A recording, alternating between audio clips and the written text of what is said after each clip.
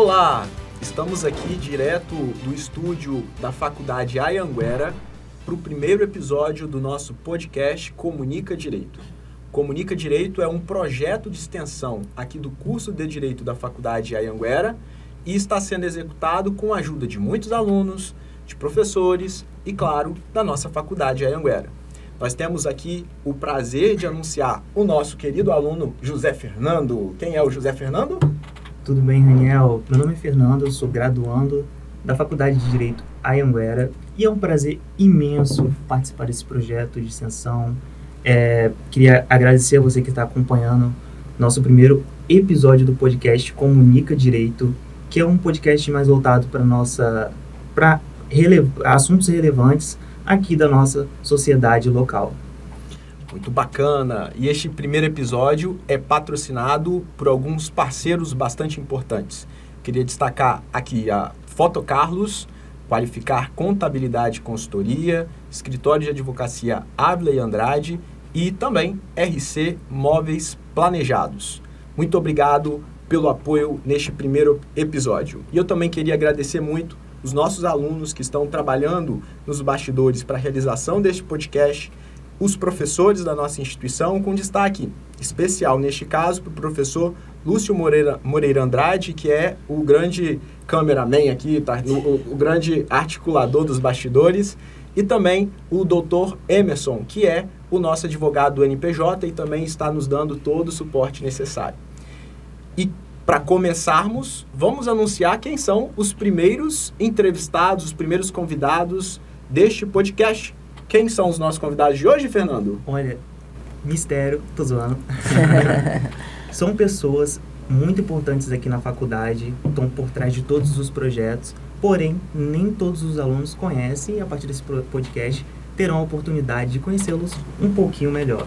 Eu tenho aqui o nosso diretor da instituição, Edivar Reis, que é mineiro, né, de Belo Horizonte e torcedor apaixonado do Atlético Paranaense. Tô zoando, do Atlético Mineiro. Não é do Cruzeiro, não? Não é do Cruzeiro. Cruzeiro, para ele, é ofensa. O Edivar, ele é formado em administração e junto com ele nós temos também a excelentíssima, a lindíssima... Elegantíssima. Olha que eu nem sou professora dele, hein? Vanderleia Bigossi, que é flamenguista, vascaína, comunicóloga. Depois eu quero que você explique pra gente o que é isso, porque é um nome... É diferente. Pedagoga, mestre em Sociologia Política, professora da Faculdade Pitágoras desde 2009 e coordenadora acadêmica desde 2015. Interessante, tá bom? Muito obrigado, Fernando, pela apresentação. E nós, então, vamos começar conversando. Eles vão se apresentar um pouquinho, vão falar um pouco de si. E eu queria começar fazendo uma pergunta para o nosso diretor, se o pronome de tratamento é, tal como de reitor, se é o de magnífico. É magnífico o diretor? Não que eu seja magnífico, né? Mas não tem um pronome definido. Vamos tratar como professor, né? Que eu acho que é o pronome crotoniano. Então vamos deixar professor, eu acho que casa bem aqui com a situação. Então tá certo. O professor Edivar é mineiro. Veio para Guarapari, já conhecia antes... ou não? Então, Guarapari, ele é de Minas, né? A gente tem esse movimento de que a cidade de Guarapari, ela pertence a Minas Gerais. Eu não sei se vocês sabem disso aqui em Guarapari. Por uso capião, inclusive, é definido. Mundo dos sonhos dos mineiros, né? Eu já conhecia Guarapari, sim. A minha adolescência eu vim pra cá. E é legal, porque assim, a minha imagem de adolescente, ela é completamente distorcida do que a gente tem hoje, né?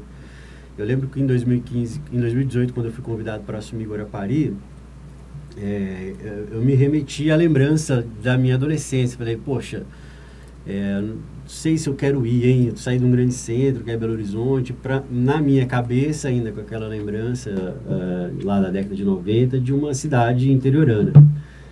E aí eu vim meio que contrariado até chegar aqui. E aí me surpreender positivamente com a estrutura da cidade, o quanto a cidade é linda, e tem tudo para se tornar talvez uma das maiores potências de turismo da região sudeste. Então, assim, estou muito feliz de estar aqui. Estou aqui desde 2018, né? Na Kroton desde 2005 já, tentando fazer o que a gente se propõe a fazer, não só como companhia, mas como propósito pessoal, né? Que é transformar a vida das pessoas através da educação. E eu sei que você vai me perguntar também, mas já vou logo adiantar. Para mim é um privilégio muito grande estar aqui. Acho que hoje é a realização de um grande sonho, um sonho que se sonhou junto, né, de várias pessoas, antigo até, que transcende o direito. E queria te agradecer aqui já antecipadamente a você pela coragem, pela disposição, você, o Lúcio, o Emerson, a Vanderleia, enfim, todo mundo que trabalhou, Fernando, obviamente, todo mundo que trabalhou para que esse momento aqui esteja acontecendo. Muito obrigado. E eu queria já aproveitar, antes da gente já passar para uma apresentação da professora Vanderleia, nós sabemos que a Faculdade Anhanguera, ela compõe um grande grupo educacional, internacionalmente reconhecido, nacionalmente muito sólido. É tão sólido o Grupo Cogna, que inclusive tem ações comercializadas na Bolsa de Valores, o que demonstra a força da instituição. Afinal de contas, na Bolsa de Valores só são comercializadas as ações das maiores empresas, de fato, do país. Eu queria saber qual que é o segredo para chegar a ser diretor de uma unidade, de uma instituição tão grande como a Faculdade Anhanguera, que compõe esse Grupo Cogna. Essa é a pergunta de milhões. Né? Então, eu acho que tem que ter muito trabalho. Você tem que ter um plano de carreira muito bem estabelecido com você e o seu propósito. Tem que ter muita dedicação. Tem que ter muito estudo. Tem que ter uma participação dentro daquilo que está acontecendo, não só dentro da empresa, mas de uma maneira geral muito sólida e muito ampla, para que você consiga crescer dentro da empresa. E é óbvio, né? Você tem que ter mentores que te proporcionam seguir nessa carreira. E graças a Deus, por sorte, por constelação, eu sempre tive grandes mentores, né? Não só acima de mim, mas ao meu lado, trabalhando para que a carreira fosse construída de uma maneira bem sólida. Eu entrei na companhia em 2005 como aluno, me graduei, me pós-graduei, enfim, fiz tudo. Não era Anhanguera ainda? Não, era a faculdade INED. Depois a gente pode até abrir um parênteses para contar um pouquinho dessa história. Mas tem muito trabalho, cara, assim, por trás de uma direção. Eu acho que todos os diretores, eles são marcados por uma trajetória de muito estudo, muita dedicação, de doação, de paixão, enfim, para que você efetivamente se torne uma pessoa com um cargo tão importante, né? Então é isso, eu acho que o segredo é esse, é você traçar uma boa estratégia de carreira, ter sempre pessoas competentes ao seu lado, que te impulsione, e ter claro o que você efetivamente quer. Edivar, você falou que você teve mentores que te influenciaram muito. Eu queria saber um pouco mais desses mentores. Você lembra de algum recorde? Qual deles te influenciou mais? Bom, a gente seguia por várias personalidades, né? Eu gosto muito de me guiar por pessoas famosas, assim. Eu tenho comigo Mandela, eu tenho Luiz Inácio Lula da Silva, eu tenho histórias de sucesso de empresários. Mas na Kroton, os meus mentores, desde o meu primeiro diretor, que foi o professor Emílio Barbini, que hoje é presidente do Cinep lá de Minas Gerais, passando pela Márcia Nóbrega, que foi a minha grande mentora, né, a responsável por estar aqui hoje, aos atuais gestores da Kroton, dos quais eu compartilho muita admiração, né, o professor Adriano Miranda, que hoje é o superintendente. Então, todos eles, eu acredito que eu seja uma soma das melhores coisas dessas pessoas, porque eu acho que é assim que a gente tem que seguir, né? Você tem várias experiências e tem que tentar buscar dessas pessoas as melhores coisas. Eu acho que isso me fez chegar até aqui e me faz continuar, né? Porque a gente está falando no passado, mas a gente ainda tem um propósito aqui muito grandioso de fazer Guarapari se tornar uma grande unidade do Grupo Kroton. Já somos a maior de Guarapari, mas a ideia é transformar isso aqui numa superpotência.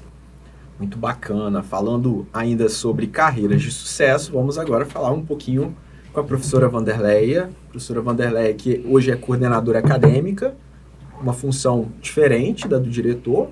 A função do diretor é mais administrativa, a coordenadora acadêmica é mais focada na parte acadêmica propriamente dita. E, mais uma vez, é coordenadora acadêmica num grupo extremamente destacado, grande, um cargo extremamente importante dentro da faculdade, dentro da unidade. Qual que é o segredo para chegar a um cargo de tamanha importância? Olá, agradeço o convite, parabenizo pelo projeto, antes de tudo.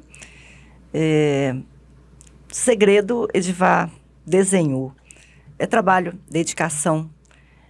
As pessoas que estão ao nosso lado, que seriam esses mentores, eles acabam reconhecendo todo o esforço feito e aí surgem os convites, né? Então, eu acredito que o trabalho, a dedicação e o estudo, né? Você, por meio da dedicação, estudar, se apropriar de tudo que faz parte daquela função, é o grande segredo, né? Então, você sempre estar bem relacionado é importante também. Sim. Então, isso, acho que esse ponto também é um destaque que a gente precisa ter fazer. Uma boa relação com os companheiros de trabalho, né? Fundamental. Então, que é bem diferente de ser bajulador. É diferente de ser bajulador. Abrindo Talvez, parênteses, né? Às vezes o aluno, o estudante, ele entra na faculdade e não tem essa noção de que a vida profissional dele já começou. Ele precisa ser bem visto pelos colegas, pelos professores. E falando sobre ser bem visto, eu queria que você fizesse um destaque, porque esse mês de março a gente comemora o Dia Internacional da Mulher. E você é uma mulher de destaque na instituição. Eu queria que você falasse um pouquinho sobre como que é ser chefe num mundo ainda em que as mulheres não têm ainda o destaque que poderiam ter. Infelizmente, nós temos uma estrutura que é uma estrutura machista, é enraizada, então ela está permeada em diversos tipos de ação, em diversos tipos de frases e no nosso cotidiano. As mulheres ingressaram tardiamente em comparação ao homem no mercado de trabalho, na vida política, enfim. Ela ficou por muito tempo, né, se ocupando apenas dos afazeres domésticos, como se isso fosse apenas uma função da mulher. Então, com todo esse atraso, né, criou-se uma estrutura, que é uma estrutura que faz com que hoje a gente esteja, né, em deficiência em relação ao homem em números no mercado de trabalho. Na educação, nós podemos destacar que é um dos campos em que as mulheres conseguem atingir esses cargos de chefia e estarem mais em destaque, né, em relação. Muito relacionado também com as primeiras profissões da mulher, que era professora. Então, tem uma relação. É uma luta. Tudo que é estrutural não sana e não acaba de um dia para o outro. Então, é gradativa a construção, né, da igualdade de gênero, da igualdade racial. Isso não é de um dia para o outro. Nós estamos, todos nós, envolvidos nesta estrutura, mas precisamos romper. Nós precisamos ter consciência de que existe, de fato, algo que atrapalha o progresso de alguns grupos minoritários. Então, comemorar o Dia Internacional ou o Mês Internacional da Mulher com rosas, né, com bombons, não é suficiente. É importante que haja debates, é importante que se discuta, né, como que é a vida profissional dessa mulher e a sua vida diária, porque nós sabemos o quanto é sobrecarregada uma mulher no mercado de trabalho que chega em casa e ainda é responsável por todos os afazeres. Então, se você chega numa casa limpa, e é de um casal esta casa, você vai elogiar a mulher, mesmo que os dois trabalhem o mesmo número, né, de horas no mercado. Se a casa estiver suja, a culpa vai ser também da mulher. Então, isso é estrutural, né? Então, isso não vai ser mudado com uma rosa. Não vai ser. Entendeu? Então, assim, é importante que haja realmente debates, discussões, e que a mulher aprenda, né, a se posicionar e o homem também a ajudar nessa transformação. É um conjunto, né? Isso daí não é um papel só da mulher, mas é um papel da sociedade. E assim, é um motivo de muito orgulho para todos nós aqui da faculdade ter uma patroa nos conduzindo, né? A professora Wanderleia é uma mulher de fibra, de muita personalidade, inteligente, organizada e que nos inspira a todos, né? Mas obrigada. Também vale uma rosa, além do reconhecimento por tudo que ela realmente faz e pelo cargo que ocupa. Então, um reconhecimento aqui público para nossa querida professora Wanderleia. Obrigada, Raniel. Ficou a dica, é a rosa com o manifesto. Exatamente. Agora, um outro ponto que a gente precisa tratar é sobre o acesso ao ensino superior no Brasil. Nós representamos uma instituição de ensino superior e pelos últimos dados a que tive acesso, por exemplo, a PNAD contínua de 2019, nós observamos que menos de 20% da população com 25 anos ou mais, população brasileira com essa faixa etária, tem ensino superior, ou seja, menos de 20% da população brasileira considerada essa faixa. O que é um número muito baixo, considerando a gama de populacional que nós temos. Se o número é tão baixo, e nós sabemos que a educação é fator determinante para o progresso de um país, como que a gente pode reverter esse cenário que, na minha concepção, parece ser trágico? Professor Edivar. É filosófico esse debate, viu? Primeiro porque passa necessariamente por uma concepção de ideologia, ou de... não queria falar ideologia, de conscientização política, né? De idealização daquilo que a gente quer para o país.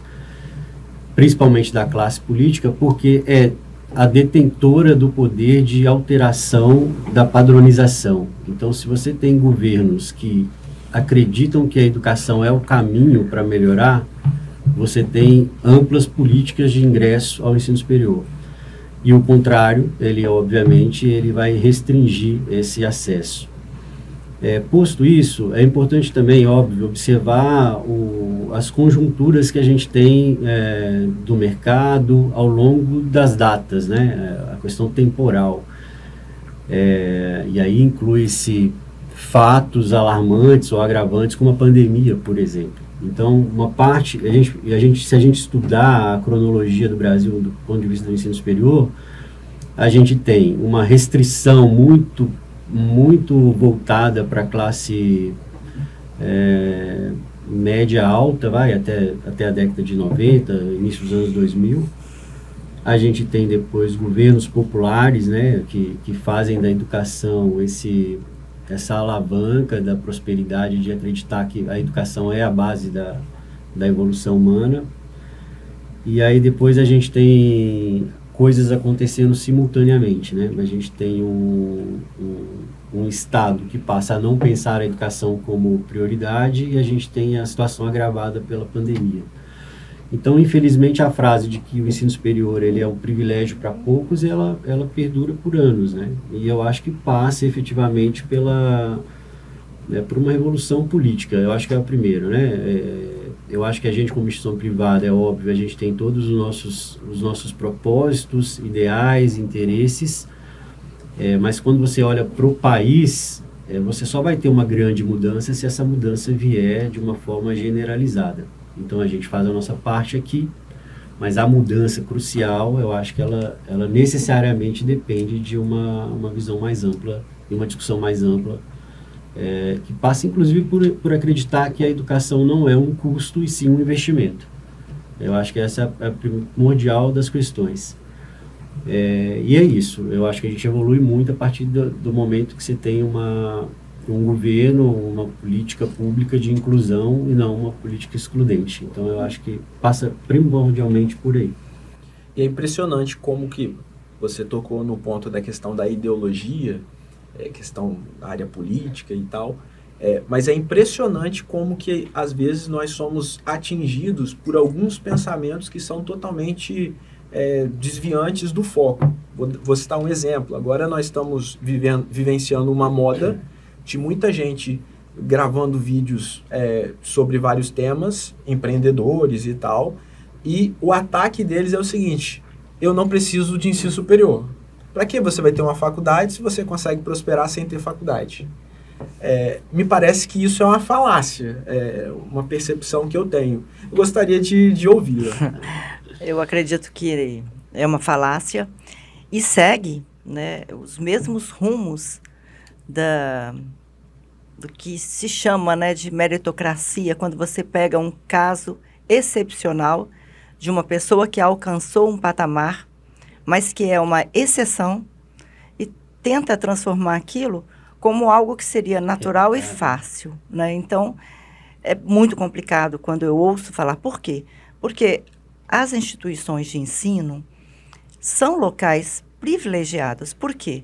Porque ali tem um inventário, tem um currículo, tem professores, tem uma bibliografia de credibilidade. Então, tem algo que é sustentável, não é? E que totalmente focado para a construção de um profissional que seja não apenas um excelente executor da sua profissão, mas que seja um cidadão, né? Que seja uma pessoa que cria laços e que sabe, né, dialogar com pares, que faz muito, que é muito importante hoje, né, quando a gente pensa em profissionais no mercado de trabalho. E quando você destaca que é possível você fazer, chegar a um alto patamar, não precisa estudar, não precisa ir para a faculdade, você cria uma ilusão perigosa, né, que a pessoa consegue sozinha. Então, é como se fosse aquelas pílulas milagrosas, né? Fique milionário em 10 passos. Meu nome é José Fernando, tenho 15 anos, fiquei multimilionário, arrasta para cima. Exatamente. Então, cria essa falácia, como o Raniel bem expressou. Existem casos de sucesso? Sim, mas são exceções. São exceções. Aí Né? cita-se Então, a assim, gente... um Elon Musk assim, da vida para tentar autenticar a tese. Só que quando você pega os dados, e o que você vai perceber? Que quem tem ensino superior vai receber mais, está alocado nos melhores empregos. Então, você não vai encontrar um juiz, por exemplo, sem ensino superior. Você não vai encontrar um grande representante de uma marca renomada internacional se ele não tiver um gestor renomado sem ensino superior. Então, assim, de fato, descredibilizar o ensino superior é tentar transformar a exceção numa regra. Eu acho que foi o ponto central, né? E isso é arriscado, porque assim, eu acho que essa é uma sequela da tecnologia, né? Porque eu acho que o acesso a tudo, ele permite a gente ver tudo. Uhum. Então, o ser humano está lá na casa dele e ele percebe que ele, sem ter vindo à faculdade, ele conseguiu desenvolver algo que na cabeça dele é uma ultra... E não estou desmerecendo, às vezes realmente é uma grande conquista. E ele começa a compartilhar aquilo como se fosse uma verdade absoluta. E pode ser, eu não estou aqui desacreditando que quem faça isso tenha a sua razão interna, né? E ele compartilha isso com algumas pessoas e aí ele viraliza e aí aquilo que era dele passa a ser de várias pessoas. E é muito arriscado, né? Porque a formação superior, ela não trata exclusivamente da profissão, ela trata de uma formação humanista que ela é fundamental para as relações. E a gente nunca pode esquecer que somos humanos que vivemos em comunidade, né? Então, você é prova disso, né? A gente tenta buscar aqui no ensino presencial e mesmo nos cursos que a gente tem de EAD híbrido, ou mesmo no EAD 100%, a gente sempre traz essas questões da valorização do fazer junto, do fazer para o outro. que a tecnologia, de certa forma, ela contrapõe a isso, né? É tudo muito eu fiz, eu faço, eu sou, e quase com muito pouca ou nenhuma preocupação com a sociedade. E nesse meio todo tem de tudo. Tem os charlatões, que é os caras que deveriam estar presos, né? Por divulgar informações falsas, produtos não testados, responsáveis às vezes até pela perda da vida humana, né? Alguém que vê aquilo e acha que pode fazer, replica e se acidenta e até fatalmente se acidenta. Brincadeiras ou jogos virtuais de que dali passa para uma tragédia anunciada, né? Então eu acho que isso tudo que você falou passa por uma regulamentação, que é o marco da regulamentação da internet, que foi postergado nos últimos 4 anos e que a gente precisa urgentemente fazer. É a vacina contra a sua pergunta inicial. E que ela só se dá por conta da tecnologia, né? Se você imaginar que há 20 anos atrás a gente tinha isso. Assim, não é que a gente não tinha as pessoas que pensavam que não era necessário ter um ensino superior. Eu lembro, me permita citar aqui isso como exemplo, eu estava formando no ensino médio e um amigo meu falou, eu não vou fazer faculdade. Eu já fiz a minha conta aqui, se eu pegar esse dinheiro e comprar boi, eu vou ser feliz na cidade interior e vou seguir minha vida criando gado lá. E quem sou eu na fila do pão para discutir das prioridades que cada um tem? Eu nem sei qual é o destino que ele tomou, enfim, se ele foi mesmo comprar o boi e viver. Mas veja que é uma escolha, né? Provavelmente baseado nas experiências que ele teve da criação dele, que ele decidiu aquilo. E quando a gente fala de escolha que vem genuinamente, é válido. Agora, quando você faz escolhas baseadas em algo que você viu que não é verdadeiro, aí é arriscado. Que é exatamente o que acontece hoje. Muita gente falando de assunto que não tem a mínima condição para estar falando. Eu gosto muito de navegar também, né? Eu tenho uma esposa que gosta muito, então a gente acaba compartilhando muito vídeo e às vezes a gente se pega falando, pô, mas esse cara não tem autoridade nenhuma para falar sobre isso, o cara ele não é um chefe, né? A gente gosta muito de culinária, fala, pô, vamos ver a história desse cara. O cara nunca fez uma faculdade de nutrição, gastronomia, e ele tá lá falando sobre composição de alimento, o que pode, o que não pode, e a gente às vezes se pega nessa armadilha, que é ouvindo alguém que não tem capacidade para estar falando aquilo. Na área do direito, se você for pesquisar aí o que tem de conselheiros do direito, você vai ver a formação do menino ou da pessoa, ela efetivamente sequer entrou numa faculdade. Né? Então, aquela história lá do Humberto Eco, né? A internet, as redes sociais deram voz a uma legião de imbecis isso também, né? Então, justo. É a melhor colocação. Basicamente foi isso que aconteceu e a gente, se nós pararmos para refletir até sobre o ponto de vista do direito, há uma tendência neste momento de achar que porque a Constituição prevê a liberdade, você pode fazer o que você bem entender, você pode falar o que você bem entender, você pode se expressar como bem entender, mas é uma percepção que todo profissional de direito tem que ter, é que não existe direito absoluto. Então, o seu direito de liberdade, ele existe, mas você não pode usar a sua liberdade para ofender ou para criar uma notícia falsa. Ele termina quando começa o direito do outro. Perfeitamente. Não é isso? Então, e falando sobre liberdade, você tocou aí no ponto da vacina num outro sentido, mas a Covid-19 trouxe grandes desafios para a educação, não só no ensino superior e toda a educação, mas falando especificamente do ensino superior, nós tivemos um grande baque em razão da pandemia. Mas também houve oportunidades causadas pela pandemia. Qual que foi a grande mudança, ou as grandes mudanças que a Covid-19, em razão de todo o mal que causou, provocou no ensino superior, professora Wanderleia? A sua percepção? Já havia uma tendência para o ensino híbrido, né, para o ensino EAD. Com a pandemia, houve um aumento do tempo, do prazo que isso aconteceria. Existem vários tipos, né, de formatos de educação. O híbrido é quando ele mistura a experiência presencial com o professor, aliados à tecnologia. Então, o aluno ele tem contato com vídeos ele tem contatos com bibliografias, com pré-aulas, com pós-aulas, com artigos. E o momento da aula, que é o momento presencial, ele passa a ser o momento mais privilegiado, onde o aluno vai debater ali com o professor e com os colegas os cases de acordo com o que foi estudado pelas plataformas.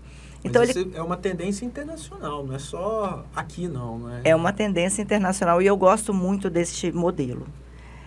Preocupa-me a característica cultural nossa, atualmente, né, porque muitos ainda não estão dedicados, né, ao estudo, então querem facilidades, então querem sempre que o professor passe ali o conteúdo resumido no PowerPoint, não quer ler um artigo, não quer ler um livro, enfim, quer algo bem próximo, né, o que existe hoje nas redes sociais, né, vídeos curtos de 3 minutos no máximo.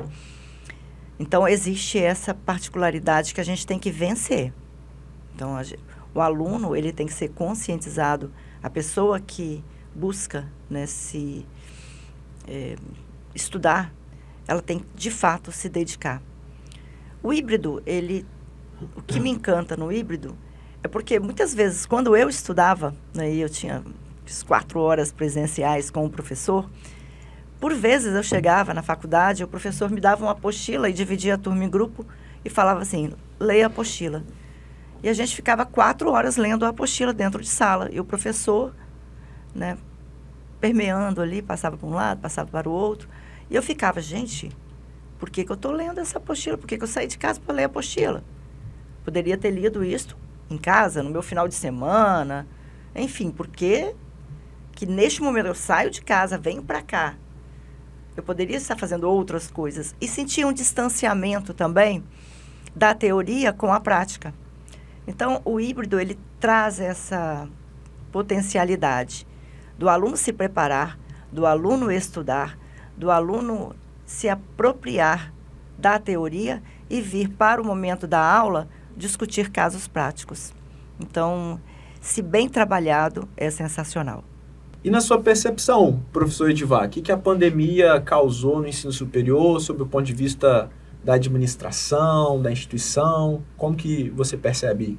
É legal falar disso, Raniel. Primeiro a gente precisa voltar, né? E nos posicionar lá em março de 2020, quando a gente teve a notícia de que a gente precisaria ficar resguardado em casa, sem poder vir ao nosso campo de trabalho, os alunos sem poder vir à escola.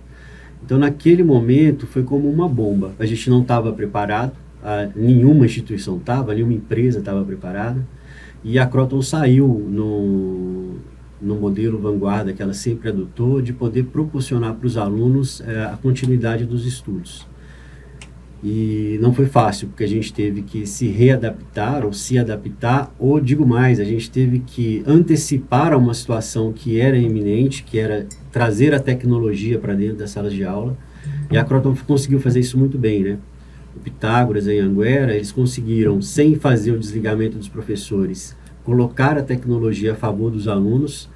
Esse processo ele foi de difícil adaptação, mas ele foi fundamental para que as pessoas não parassem de estudar.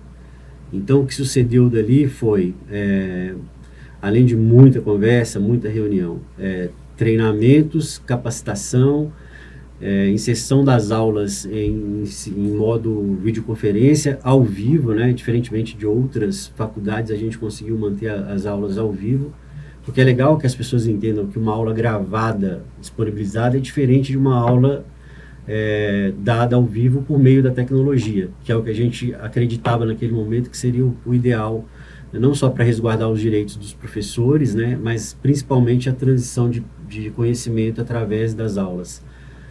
Porque a gente também não pode esquecer, né, complementando a resposta da Vanderleia, o que a gente faz aqui é insights de conhecimento.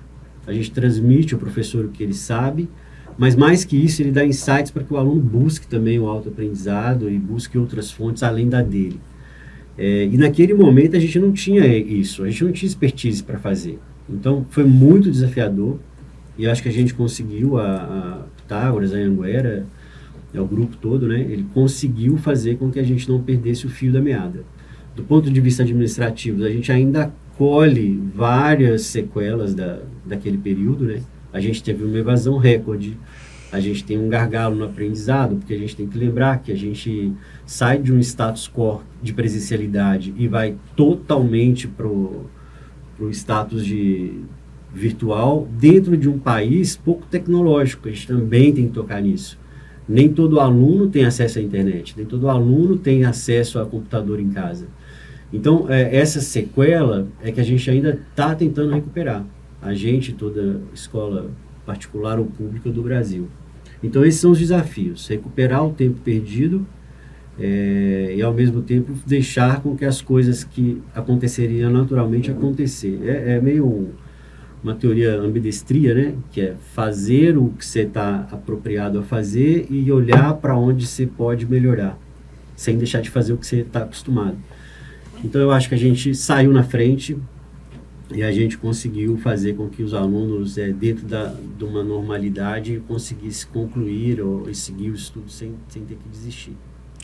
Olha, eu vou destacar que no caminho, né, da aprendizagem, de como fazer, né, essa adaptação no momento da pandemia, Guarapari foi uma das primeiras unidades do grupo a ofertar o ensino ao vivo. Na época, nós usamos uma plataforma, né, que não é a mesma utilizada, que foi utilizada depois pelo grupo, mas que nós fomos uma das pioneiras. Isso é muito interessante, porque foi uma proposta dos professores em conversa, né, como nós vamos fazer, vamos gravar a aula. Então, alguém sugeriu, falou assim, não, eu quero dar a minha aula ao vivo. E outros professores engajaram na proposta e nós fomos uma das primeiras unidades que depois virou padrão, logo em pouco tempo. Nós fomos muito rápidos, o grupo foi muito rápido em todas as ações. Então, uma boa prática de uma unidade se transformava numa prática para todas em 10 dias. Então, foi muita rapidez que nós conseguimos vencer este período. Muito bom.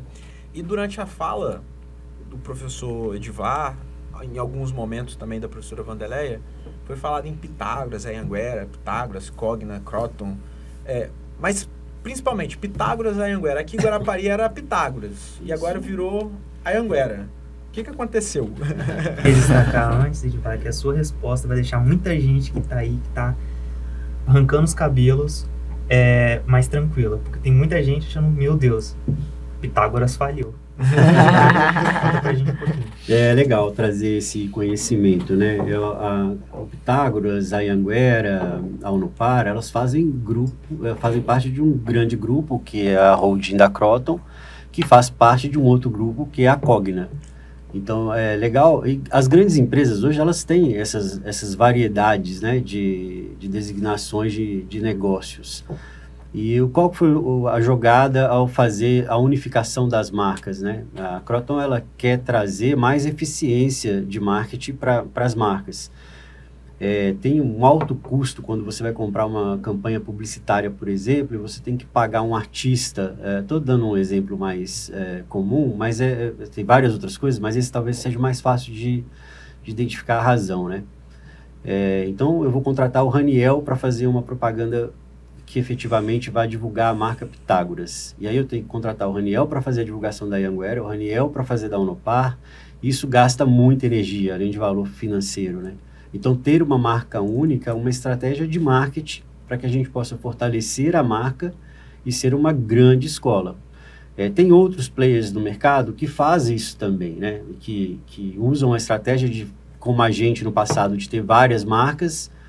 E tem players que gostam, ou preferem ter uma marca única, né? Então, se você consultar lá nas grandes escolas do Brasil, você vai encontrar os dois cases. É uma aposta que a companhia traz e que eu acredito... a Anhanguera e não Pitágoras? A Anhanguera, ela foi uma base de pesquisa nacional. É a marca mais forte nacionalmente, se a gente pegar todo o conjunto de marcas que a gente tem. A gente tem o Pitágoras Nascedouro em Belo Horizonte, né? Inclusive, eu sou oriundo de BH e oriundo do Pitágoras, sou filho do Pitágoras, lá desde o cursinho preparatório. Mas quando você faz essa pesquisa nacional, a Anhanguera é mais forte. E a ideia de buscar a marca mais forte era justamente essa. Aqui no Espírito Santo a gente sofre, porque a Anhanguera ela era a menos famosa, né? A Pitágoras sempre foi mais famosa, assim como em Minas. Mas a gente tem mercados em que a Anhanguera, principalmente o mercado de São Paulo e Rio, onde a Anhanguera é muito mais forte. Onde estão os maiores mercados de mão de obra, enfim, onde efetivamente a gente acredita que possa dar uma resposta maior. A estrutura permanece a mesma, nós permanecemos aqui, ou seja, somos a Anhanguera, e eu acredito que a ideia é que a gente receba mais investimentos, né, para que a gente possa melhorar ainda mais a condição de aula para o aluno. Falando em força, falando em marca, você tocou em alguns momentos sobre humanismo, a gente também precisa olhar para o ensino superior com a força que é em termos de impacto na sociedade. Nós não apenas aprendemos para nós mesmos, nós também precisamos espalhar esse conhecimento que nós temos para impactar a sociedade que está à nossa volta. E a nossa faculdade, a Faculdade Anhanguera, tem uma série de projetos de extensão, projetos de pesquisa, tem um NPJ, puxando para o nosso lado do direito. Eu queria que a professora Wanderleia falasse um pouco sobre esse papel social da nossa faculdade, do ensino superior. Eu sempre falo que o melhor dia de trabalho meu é quando a faculdade vai para a comunidade fazer alguma ação de extensão. É sempre o dia mais prazeroso de trabalho. Acredito que a nossa instituição, a nossa unidade, principalmente Guarapari, tem essa extensão muito bem sedimentada, é sempre muito bem recebido pelos alunos, pelos professores, e agora é curricular, né? Então, nós temos uma alteração via portaria ministerial que inclui, né, os projetos de extensão no currículo. E isso vem só acrescentar, né, e fortalecer o que para nós já era uma prática cotidiana. Então, nós sempre tivemos essa proximidade com a comunidade, nós sempre fomos muito abertos às extensões, e agora temos aí esse apoio, né, que é o apoio de estar numa grade curricular. Então, passa a ter mais força ainda. Inclusive, este podcast só está sendo realizado por conta de um projeto de extensão, ou seja, a ideia é que nós, professores e alunos, façamos conteúdo para levar para a comunidade. O podcast vai, portanto, não ser transmitido só para nós internamente, mas também para fora, para a sociedade. Então, querendo trazer conteúdo para a nossa região. Então, isso é um ponto bastante interessante. Mas a gente também tem, por exemplo, a atuação nas clínicas de odonto, por exemplo, clínicas de fisioterapia, o NPJ. Tem como destacar todo esse conjunto social que nós temos aqui na nossa instituição? Nós temos um trabalho social nas clínicas que tem um viés duplo, né? Porque ele beneficia a comunidade, mas também é um sistema de aprendizagem importantíssimo para o aluno. Então, o aluno tem ali a oportunidade de executar a prática, né, de buscar com os professores uma pesquisa, mas associada a essa extensão, associada a esse servir à comunidade. E é bem interessante porque quando a gente visita, né, a clínica ou visita alguns tipos de projetos dos cursos, a gente se depara com o aluno bem satisfeito com o que está sendo desenvolvido, a comunidade também bem receptiva, mas alguns casos que a gente para e fica bem surpreso de todo o impacto que a faculdade tem na nossa sociedade. Eu posso citar um exemplo? Claro, seria ótimo. Na JOP, que é um encontro da odontologia, eu fui assistir e foi um dia que eu estava bem cansada, para falar a verdade. aquele dia que você está bem esgotado, muito trabalho, né, acumulou, digamos assim, num determinado dia. Não que seja sempre assim, né, Edivar? Eu não tenho. Mas, e quando eu estava lá, o aluno começou a apresentar um trabalho. E neste trabalho que ele apresentou, ele falou que eles trouxeram uma pessoa da comunidade, de uma cidade vizinha, para a clínica de odontologia. E ao analisar a situação, perceberam que tinha um ferimento na boca que era um pouco diferente do que eles estavam acostumados a ver. Chamaram um professor que tinha mais experiência e suspeitaram de um câncer bucal. Fizeram rapidamente todos os encaminhamentos e, de fato, era. Essa pessoa estava sem tratamento na cidade dela. Não sei quando descobriria este câncer bucal, mas graças a toda essa ação do aluno ter instruído essa pessoa a buscar a clínica, dos alunos terem atendido, do professor ter identificado, deles terem feito a pesquisa, de ter tido recursos para essas parcerias que nós temos, de salvar uma vida. Então, na hora que eu ouvi a história, eu fiquei, assim, muito revigorada. Foi uma coisa que me emocionou muito. Eu chorei na hora, porque a gente fala, né, mudar a vida das pessoas. Esse é o nosso lema. Então, parece que está no mundo teórico, que nós mudamos a vida das pessoas. E quando você vê isso na prática, que você muda a vida das pessoas, que você mudou a vida dos alunos, o aluno, ele expressou, né, falou assim, hoje eu sei que um dentista não tem que analisar apenas dente, né, gengiva, que ele tem que analisar um todo. Então, é uma construção tão linda.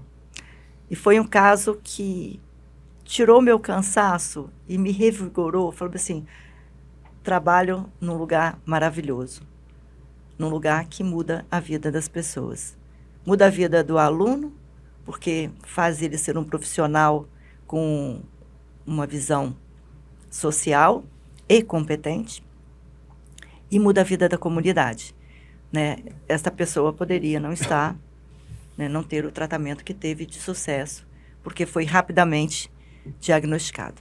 Eu queria aproveitar este momento de reconhecimento social para agradecer mais uma vez os nossos patrocinadores, que só a partir deles, inclusive, que nós pudemos realizar o nosso podcast. Então, os nossos patrocinadores que estão aparecendo, inclusive, na tela, fazem parte de toda essa transformação, esse impacto social que a nossa faculdade provoca no meio da comunidade.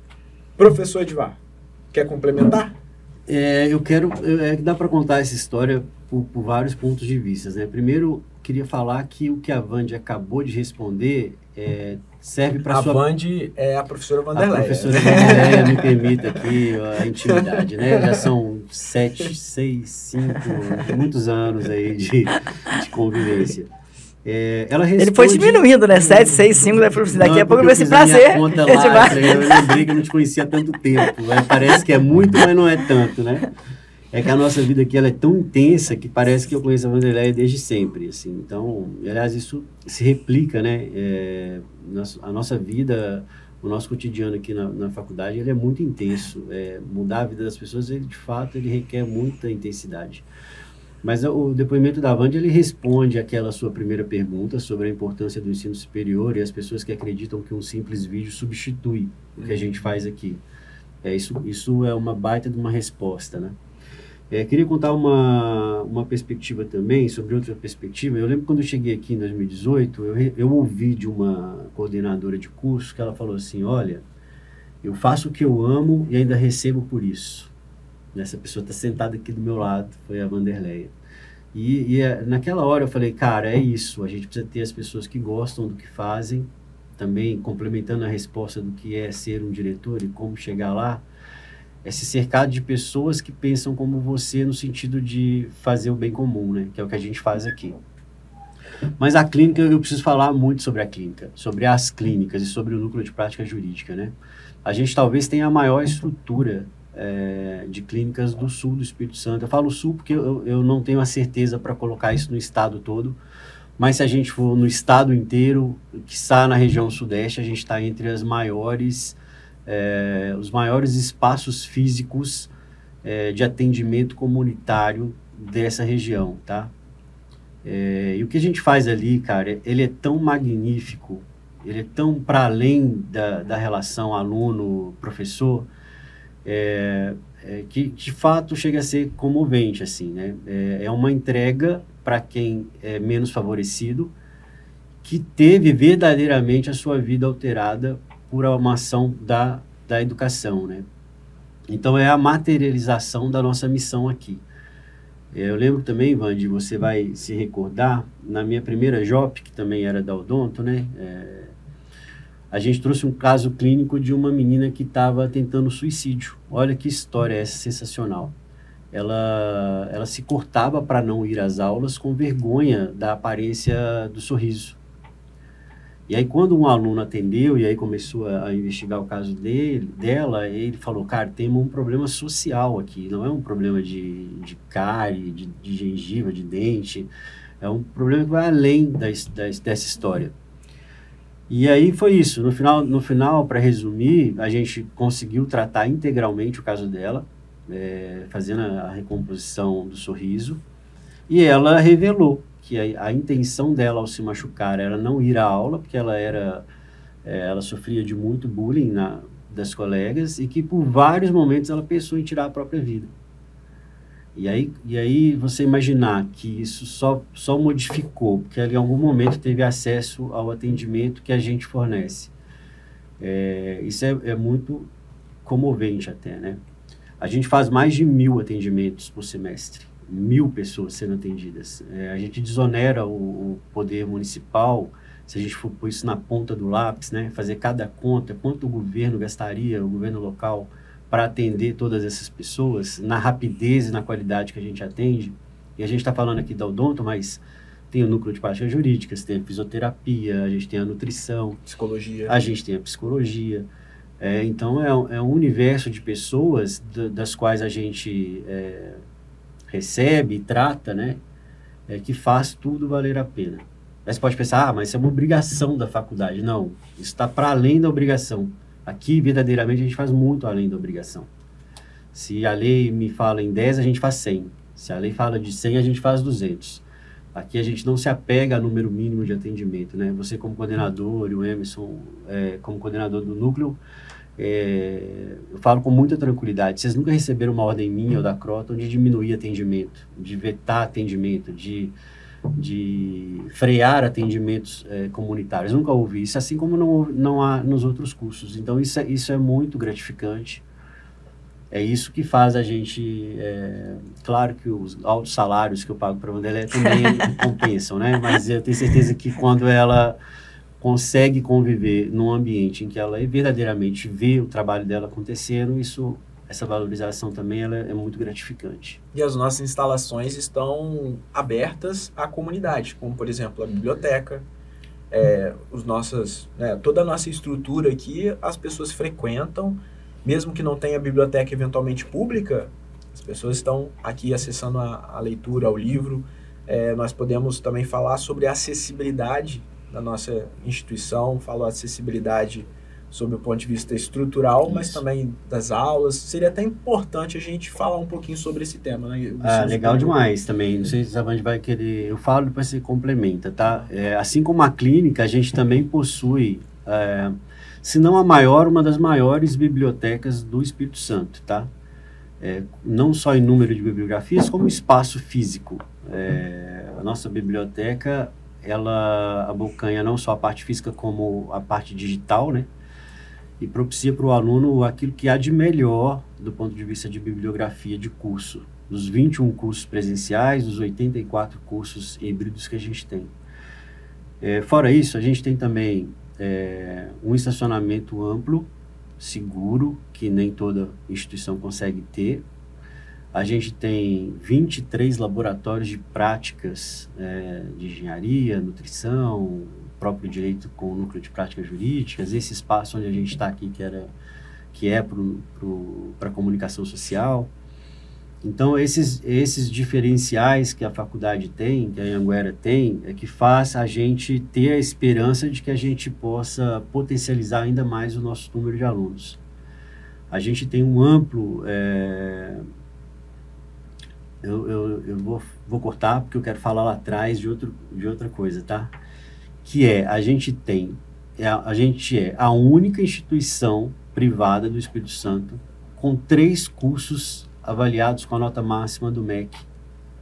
Cursos de auto-LTV, cursos de alta presencialidade, que é fisioterapia, odontologia e psicologia. Ninguém mais tem.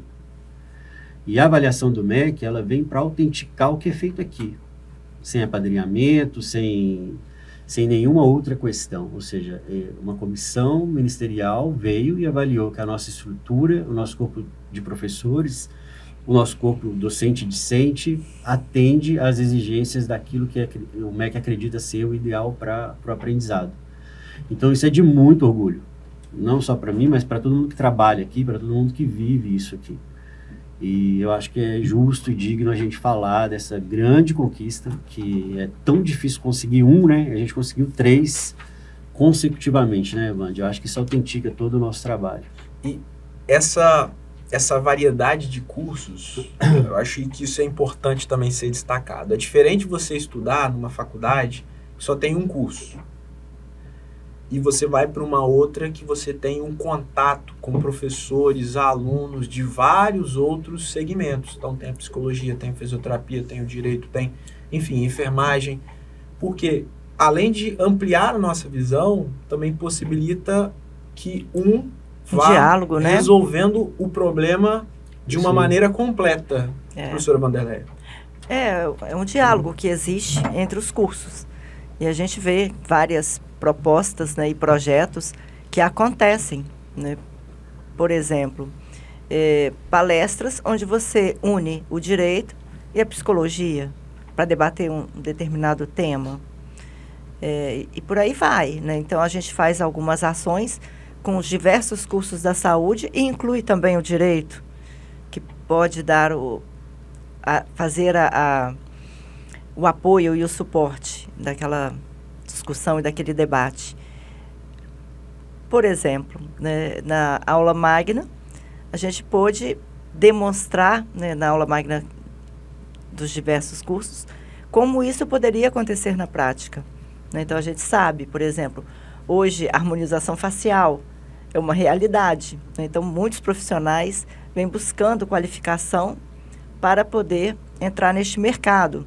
Só que é um mercado muito propício a ter problemas. A ter problemas, né? Então, tipo assim, nossa, não gostei da minha boca, não ficou do jeito, quero processar. E aí, nada melhor do que discutir isso no ambiente acadêmico para que isso não se torne um problema lá na frente. Então, o profissional ele tem que ir preparado para o mercado, saber das consequências do seu trabalho. E é gratificante porque a gente consegue, você aí, mais do que ninguém, né, que está com a gente todos os dias, debater com os outros coordenadores aquilo que aflige a instituição e a sociedade. Agora, para trazer todas essas questões, essas soluções para a comunidade, precisa ler muito, precisa se preparar, e por isso o nosso Fernando vai fazer aqui uma pergunta capciosa. Pois é, a gente estava conversando sobre isso. E agora o Raniel me falou umas coisas sobre você, falou que você era uma pessoa muito inteligente, e eu tô vendo isso agora. Você é uma pessoa que tem muito conteúdo, a Vanderleia também, vocês têm muito conteúdo. E eu imagino que vocês devem ler bastante. Eu queria fazer a pergunta para o Edivar. Edivar, você lembra do último livro que você leu? Qual foi o último livro que você leu? Cara, eu leio menos do que eu deveria. @ alguma coisa. Mas, e como eu ando com a memória um pouco defasada, eu fiz questão de trazer a minha última leitura aqui. As minhas 2 últimas leituras. Eu leio muito Gessé Souza, enfim, acho que é um autor brasileiro, sociólogo, filósofo. É um cara que eu gosto muito da leitura dele. Então, esse é qual? Elite do Atraso? Cidadania Brasileira, já li Elite do Atraso também. Mas eu queria destacar uma leitura que eu fiz recente, O Direito de Ser, que é da Ludmila Santos. Ela é filha do presidente do CREC de Guarapari, que traz sobre os diálogos e reflexões sobre o direito trans. Então é muito legal, é uma leitura que eu recomendo. Outro tema que eu não sei se a gente está na pauta aí, né? Falar sobre diversidade, enfim, de inclusão. E eu acho que cada vez mais a gente tem que trazer essas pautas que são de suma importância para o crescimento da sociedade para dentro das faculdades, né? A gente batalha muito por isso. A gente luta, inclusive, para as inclusões nas matrizes curriculares, né, Wanderleia? Para que a gente faça desse debate uma constante. A gente só consegue alterar a realidade se a gente falar sobre as coisas, né? E a situação dos trans e tem outras minorias que a gente precisa discutir também, a gente precisa trazer isso com mais constância. Então, eu não me considero muito inteligente, mas considero que eu sou um leitor assíduo de menos do que eu gostaria, mas de coisas que efetivamente eu acredito que me ajude a ter clareza sobre as coisas e o quão a gente precisa melhorar. Bacana. Muito bom. Professora Wanderleia. O meu pai, ele é uma pessoa que gosta muito de ler, ele tem uma biblioteca e ele lê bastante. E ele me ensinou a ler desde muito cedo. E ele percebeu que durante uma fase da minha vida, particularmente esta, ele falou assim, você não está lendo. Eu não estou vendo você comprar livros. E ele me cobrou. Ele falou assim, você não lê mais, você não gosta de ler. Eu falei, pai, eu leio muito. Né? Eu leio o tempo inteiro. Só não é livro de gente, né? Eu brinquei com ele. Mas... nas férias, eu fui na casa da minha filha. Não comprei o livro, mas tinha um livro na estante que me interessou, que era Chica da Silva, Cinderela Negra, da Ana Miranda. Eu achei interessantíssimo o jeito que ela trouxe a história, porque ela articulou dentro do livro aspectos históricos, que ela utilizava um tipo de fonte de letras, né? E a parte mais romanceada, verdadeira também, em cima de pesquisas, mas com uma contribuição literária de romance, que ela utilizava o itálico.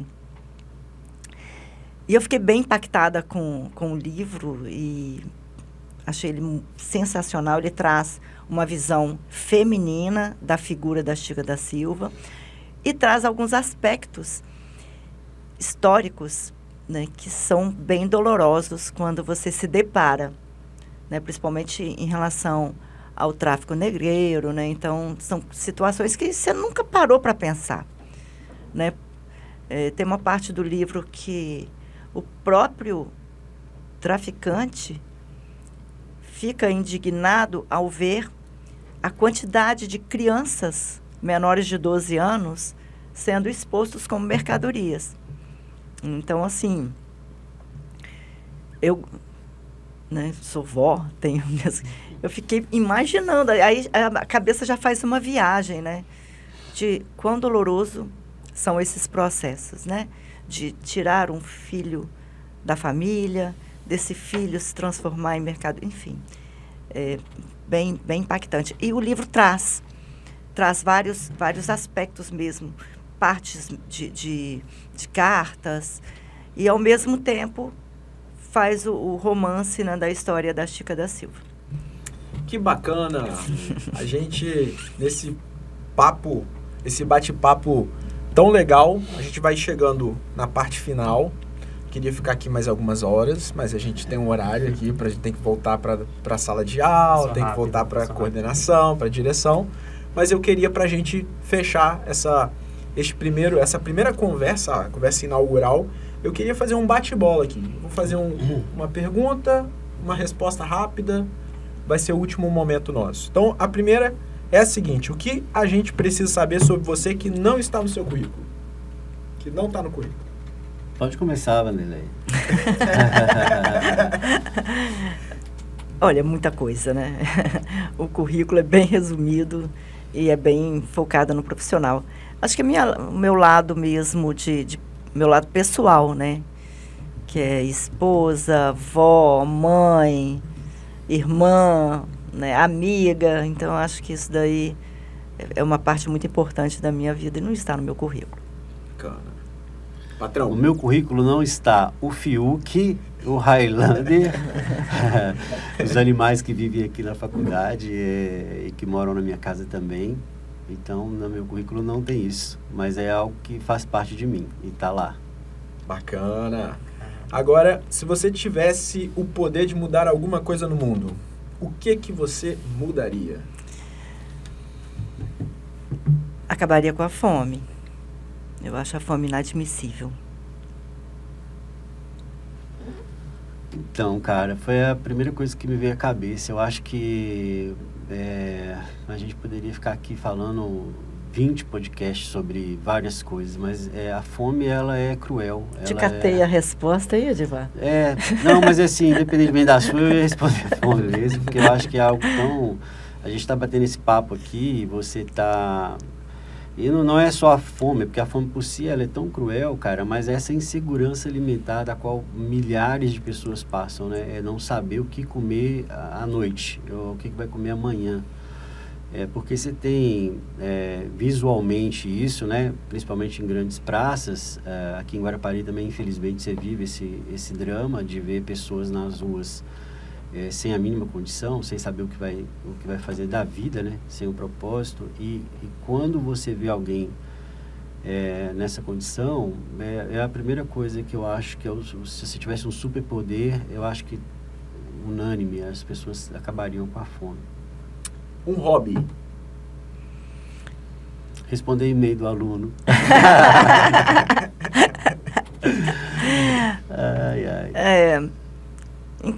Socializar no final de semana. Sempre busco um jeitinho de estar com meus amigos no final de semana. Bacana. Isso. Eu acho que a gente tem que tomar um cuidado, né? A gente que é profissional aqui da educação, que foi picado pelo pernilongo da educação, a gente tem uma tendência a tocar a nossa vida pelo trabalho. E não que esteja errado, tá? Porque, por exemplo, como eu disse lá atrás, quando é prazeroso, o trabalho ele é prazeroso. Então, assim, eu me satisfaço quando eu estou aqui. Quando eu brinquei de responder e-mail, ou quando eu estou ajudando efetivamente o professor, o aluno, ou viabilizando qualquer que seja a situação, é prazeroso. Então, acho que tudo que você faz com prazer, ele não pode ser colocado no âmbito aí do sacrifício. Agora, eu gosto muito de cinema. Ultimamente eu tenho visto muito aquele filme Galinha Pintadinha, parte 1, 2 e 3, né? Que meu filho está com 6 meses. Bolou Fofos. Eu tenho ido para essa área infantil, né? É o que eu tenho conseguido ver. Assim, são esses filmes infantis, mas eu gosto muito de cinema. Bacana. E para fechar, um ídolo. Cara, eu citei aqui Mandela e queria justificar o Mandela, né? Mandela disse que numa situação de favorecimento ou de celebração, você tem que se colocar na retaguarda, deixar com que as pessoas, os seus liderados, comemorem, porque de fato foram eles que fizeram as coisas acontecerem. E que no momento de crise, você se coloca à frente, porque você é o responsável por aquilo. Então eu me guio muito por isso. A minha gestão aqui com vocês é muito isso, né? Eu valorizo cada um de vocês pelo aquilo que vocês fazem. Isso aqui, por exemplo, a minha participação é quase zero. Isso aqui é o esforço de vocês. Então, Mandela é meu ídolo da vida, assim como Lula é meu ídolo político, assim como o Padre Júlio Lancelotti é meu ídolo religioso. Eu tenho vários ídolos. A minha mãe, o meu pai, que já faleceu, esses dois são meus ídolos natos, assim. São as pessoas que eu aprendi a admirar, passei os meus 46 anos admirando e admiro até hoje, né? Os meus irmãos são os meus ídolos, meus amigos são os meus ídolos. Então, colocar uma única pessoa, eu acho até não seria eu. Então, são vários os ídolos. Vocês são meus ídolos. Obrigado. Professora Vanderlei. Eu estou andando muito com o Edivar, porque algumas respostas parecem cola, né? Freud explica isso, né? A convivência. O Padre Júlio Lancelotti, que representa para mim o meu ídolo maior, que é Jesus Cristo. Pô, esqueci de falar disso, pelo amor de Deus. Que isso? Jesus Cristo é o meu maior ídolo, acima de todos esses humanos que eu citei, óbvio. Deixa claro registrado aqui, viu, Wandy? Desculpa aí. Tá gravado. Então, eu queria agradecer por esse primeiro podcast. Muito obrigado. Eu que agradeço. Professor Edivar, professora Vanderleia, foi muito bom. Eu que agradeço Obrigado. o convite. Vanderleia. Foi uma satisfação muito grande, uma grande alegria recebê-los aqui, muito sinceros, despidos de toda a formalidade da academia. E eu queria agradecer especialmente a todos que nos assistiram este primeiro podcast do Comunica Direito.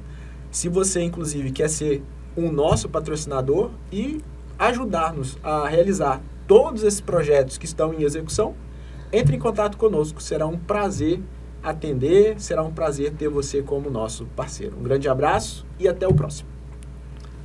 Show. Parabéns, Parabéns, pessoal. Isso aí. Vou explicar o comunicóloga. Nossa, a gente vai ter que... Não, deixa. Depois você dá uma editada, continua filmando aí Não, com a explicação.